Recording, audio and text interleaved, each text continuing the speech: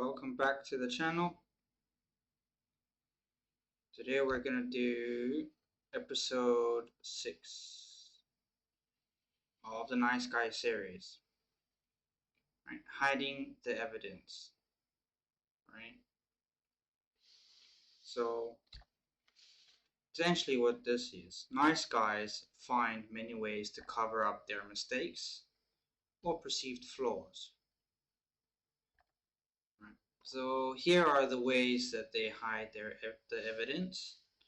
Some of the ways: lying, drawing on their account, fixing, dear response, turning the tables, walls, and Teflon Man. So we'll go through it in this video. We'll go through the different ones, what they are and what they mean. So let's start. First one is lying, which pretty much should say it for yourself, right? Nice guys tell lies. So normally nice guys will pride themselves on being honest, but actually nice guys are dishonest. They will tell lies, they will tell partial truths, or they will admit the information. I'm pretty sure we've all done either all of these or one or two. Definitely everyone has told a lie, self included. Partial truths, you're telling the truth but you're leaving out the parts that might make you seem bad. Or you just omit the information. You just don't tell some parts. Nice guys tend to do this. I've done this quite a bit. I will tell a partial truth, or I will forget a piece of the information conveniently. So let's go to the next part. Drawing on their account. Now this is pretty much self-explanatory. Drawing on their account. For example, same as your bank account, right? Drawing on their account. So nice guys use their deeds as a currency, myself included. Use it as a currency. We believe that all the deeds, all the things that we've done for the partner or for anyone does build up a credit. So when we kind of do something wrong or forget something, any of the wrongdoings, the credit that we built up should eliminate that. And that's not exactly how it works in real life. There is no credit or currency buildup of good deeds in a relationship. So there's no point in keeping score per se of all the things that you've done that are good.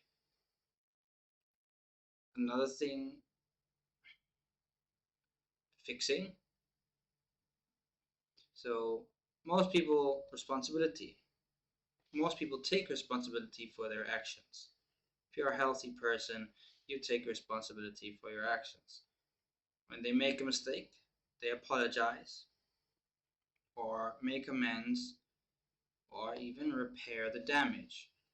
Well, on anything, right? If you've done something wrong, you would apologize, try to repair the damage if you lied and got found out, right?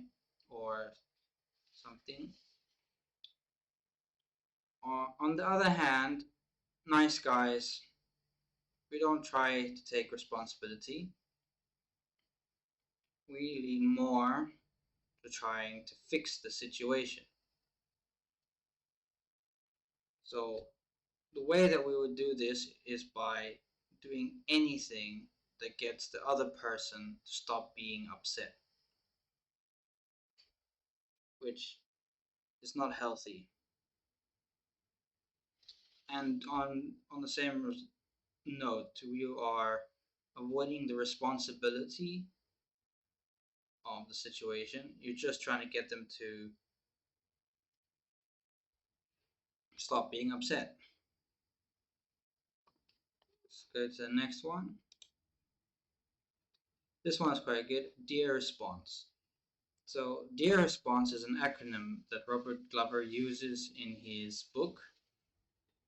And essentially, dear response means defend, explain, excuse, and rationalize. Sorry. I'll do that again. So, dear response means defend, explain, excuse, rationalize. And so what essentially does this mean? They're all fear-based behaviors, and they're used to distract others or even the nice guy himself from his mistakes or badness, right? So nice guys most likely go into a dear response when they are confronted by something. Could be by their partner, could be by someone at work, their boss. When then they will go into a dear response. Instead of hearing what the person is saying, they will defend. They will try explain. They will give excuses, and they'll rationalize what they've done or their reasoning. And so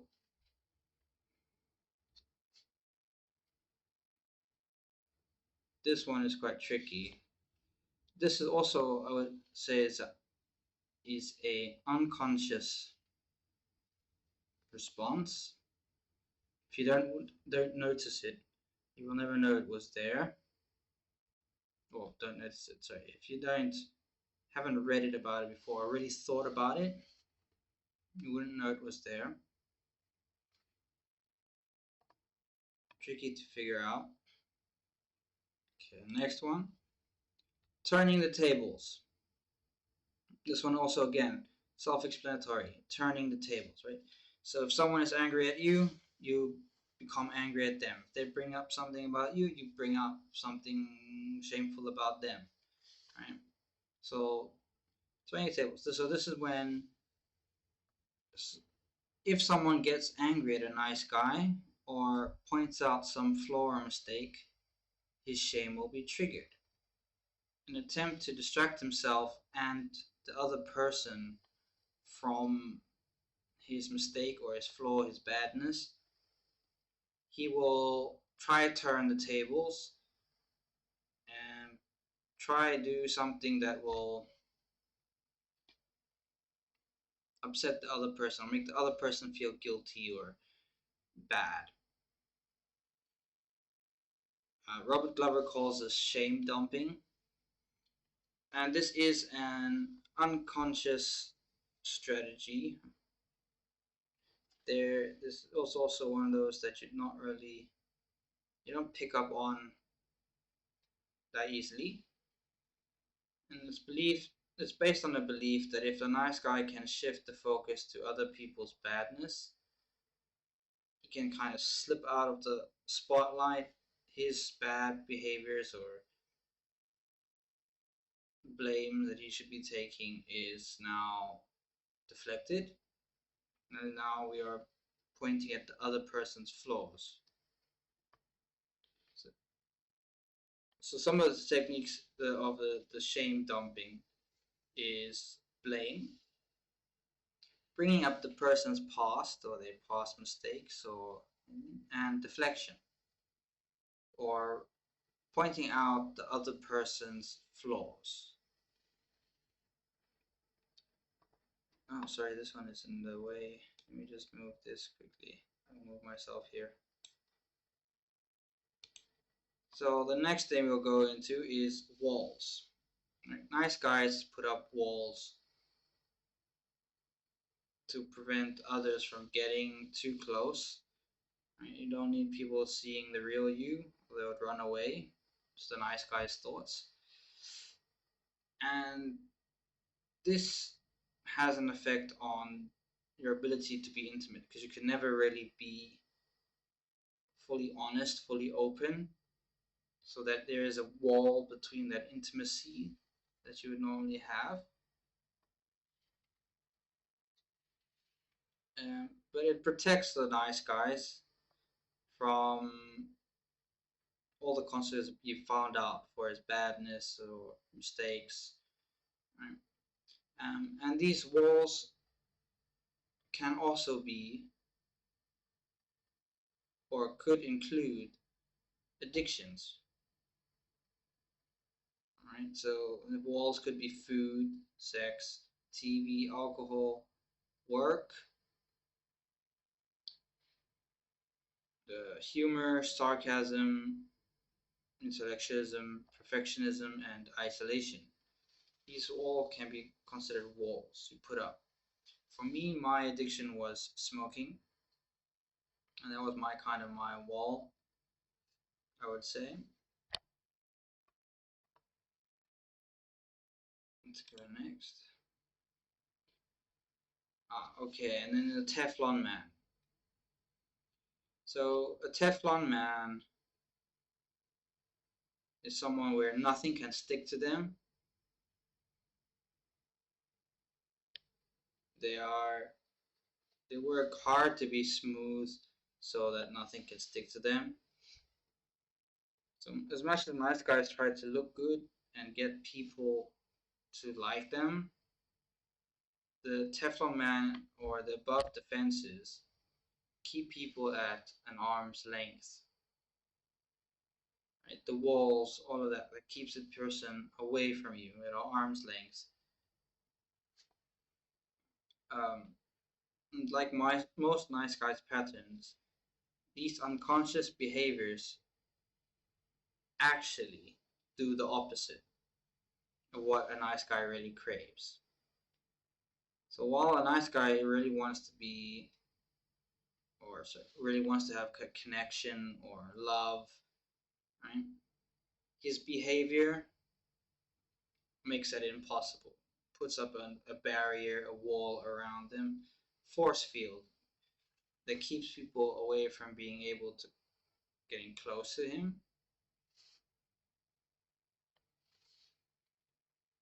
And nice guys have a difficult time comprehending that in general,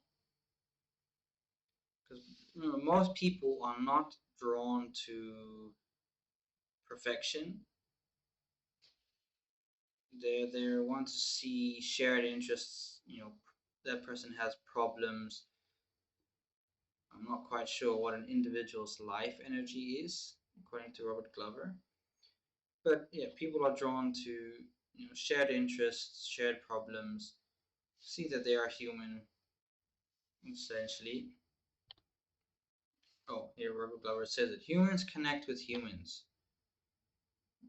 Hiding one's humanity and trying to project an image of perfection makes a person vague, slippery, lifeless, and uninteresting. And therefore, they are called the Teflon Man from Robert Glover's book.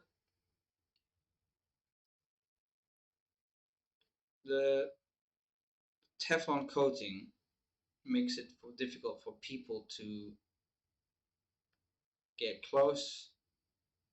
It is actually a person's rough edges and human imperfections that give others something to connect with. Yeah, so something to connect with is not being perfection, not being unattainable. And people get bored of that. If you are perfectional, if you are perfect, sorry, people would get bored of that very quickly because there's nothing there they can relate to. Whereas if you got problems, not necessarily problems, but if you just got human quirks, they can connect with that. Let's take a look. I think it's The last slide is breaking free. Right, so breaking free, this will be the 7th breaking free activity.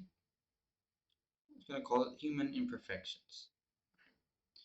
So again, if you got a paper or in your journal, if you're keeping a journal, write down the question and think about it and write an answer. So, do you believe that people can see your human imperfections and still love you? What do you think? Do you think that if someone saw the real you, the real imperfections, do you think they would still be able to love you? Remember, in the previous slide, we talked about being human, right? Perfection is not attainable, it's not a realistic thing.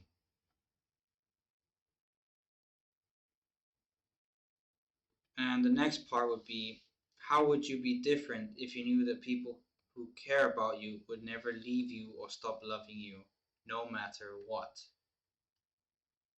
So how would you go through your life? How would you go through your interactions if you knew that no matter what you did, no matter how bad you acted, or what anything you did, no matter what, the people you care about would never leave you? How would you act? Think about it, write it down in the journal, and comment below maybe some things that you thought of. If you want, start a discussion. Or you can comment, what do you think I need to improve on in this video? What were your thoughts? Any other topics? Let me know down below. That's it for this one. Cheers. Thanks again.